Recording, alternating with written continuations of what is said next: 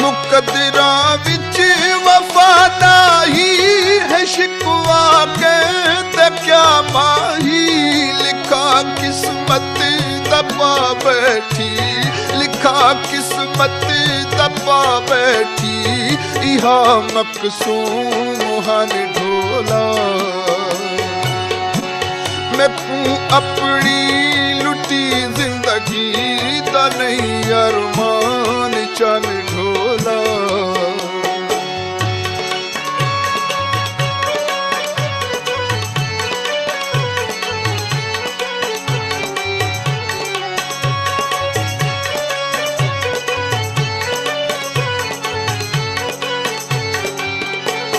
वदी दर दर विकाती हाँ न घर